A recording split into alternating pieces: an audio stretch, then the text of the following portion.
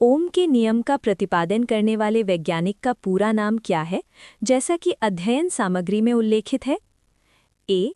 George ओम, B. Simon ओम, सी. George Simon ओम, D. James Simon ओम। उत्तर है सी. George Simon ओम। प्रश्न 2। ओम का नियम बताता है कि विद्युत विभव विद्युत धारा के सीधा समानुपाती होता है। ये संबंध किस अनिवार्य शर्त के तहत ही मान्य होता है? ए. जब चालक का प्रतिरोध स्थिर हो, बी. जब परिपथ में केवल दिष्ट धारा डीसी प्रवाहित हो रही हो, सी. जब चालक की भौतिक स्थितियां जैसे ताप और दाब अपरिवर्तित रहें, डी. जब चालक पर लगाया गया विभवांतर एक निश्चित मान से कम हो। उत्तर है सी. जब चालक की भौतिक स्थितियां जैसे ताप और दाब अपरिवर्तित रहें। प्रश्न 3। निम्नलिखित में से कौन सा नियम एक धात्विक तार में प्रवाहित होने वाली धारा और उसके सिरों पर विभवांतर के बीच संबंध को परिभाषित करता है? ए. जूल का नियम, बी. ओम का नियम, सी. फैराडे का नियम, डी. आवेशों का नियम। उत्तर है बी. ओम का नियम। प्रश्न 4। ओम के नियम की सबसे सटीक परिभाषा क्या है? ए. किसी भी परिस्थिति में वोल्टेज हमेशा धारा के समानुपाती होता है। बी. नियत दाब पर किसी चालक का वोल्टेज उसकी धारा के व्युत्क्रमानुपाती होता है। सी. नियत भौतिक स्थितियों में किसी चालक के सिरों पर उत्पन्न विभवांतर उसमें प्रवाहित धारा के अनुक्रमानुपाती होता है। डी. नियत ताप पर किसी चालक में धारा का मान हमेशा स्थिर रहता है। उत्तर है सी. नियत भौतिक स्थितियों में किसी चालक के सिरों पर उत्पन्न विभवांतर उसमें प्रवाहित धारा के अनुक्रमानुपाती होता है। प्रश्न 5। ओम के नियम को गणितीय रूप में निरूपित करने वाला सही समीकरण कौन सा है, जहां प्रतीकों का अपना सामान्य अर्थ है? ए. V = I by R, B. I = R by V, C. R = V into I, D. V = I into R। उत्तर है D. V = I into R। प्रश्न 6। ओम के नियम के अनुसार यदि किसी चालक पर विभवांतर को दोगुना कर दिया जाए और धारा को आधा कर दिया जाए तो उसके प्रतिरोध पर क्या प्रभाव पड़ेगा? ए. प्रतिरोध 4 गुना हो जाएगा, बी. प्रतिरोध 1/4 हो जाएगा, सी. प्रतिरोध अपरिवर्तित रहेगा, बी. प्रतिरोध 2 गुना हो जाएगा। उत्तर है सी. प्रतिरोध अपरिवर्तित रहेगा। प्रश्न 7। V/I का मान एक नियतांक होता है। इस नियतांक को क्या कहा जाता है?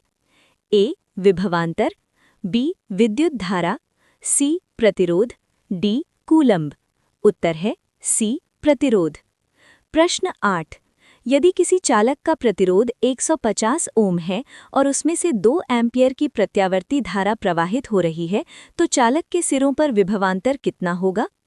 ए. 75 वोल्ट, बी. 0.013 वोल्ट, सी. 300 वोल्ट, डी. 152 वोल्ट।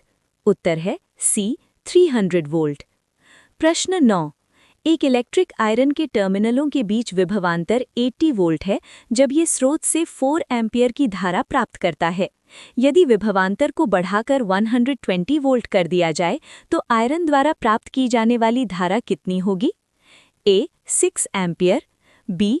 2.66 एम्पियर, सी. 20 एम्पियर, डी. 15 एम्पियर। उत्तर है ए. 6 एम्पियर। प्रश्न 10।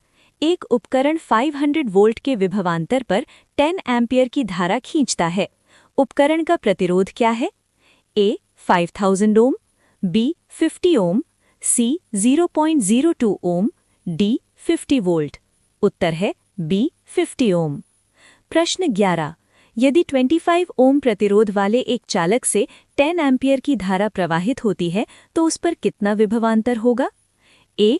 2.5 वोल्ट, बी. 0.4 वोल्ट, सी. 250 वोल्ट, डी. 35 वोल्ट। उत्तर है सी. 250 वोल्ट। प्रश्न 12। ओम के नियम का पालन करने वाले किसी चालक के लिए वोल्टेज धारा ग्राफ की आकृति कैसी होती है? ए. परवलयाकार पैराबोलिक, बी. चरघातांकीय एक्सपोनेंशियल, सी. रैखिक लीनियर, डी.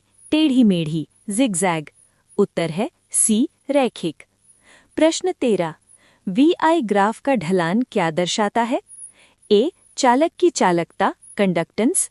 बी. प्रवाहित आवेश, चार्ज। सी. चालक का प्रतिरोध, रेजिस्टेंस। डी. परिपथ की शक्ति, पावर। उत्तर है सी, चालक का प्रतिरोध। प्रश्न 14। यदि किसी चालक के लिए VI ग्राफ एक सीधी रेखा है जो मूल बिंदु से होकर गुजरती है, तो ये क्या सिद्ध करता है? ए. चालक का प्रतिरोध 0 है। बी. चालक ओम के नियम का पालन करता है। सी. चालक में धारा का मान स्थिर है। डी. चालक पर विभवांतर स्थिर है।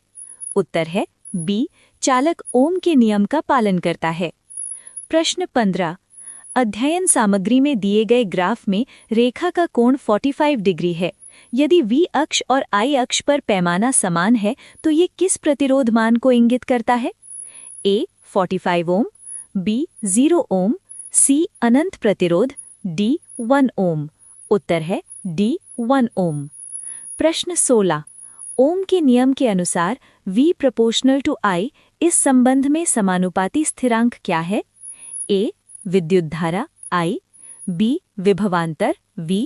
सी. प्रतिरोध R। डी. आवेश Q। उत्तर है सी, प्रतिरोध।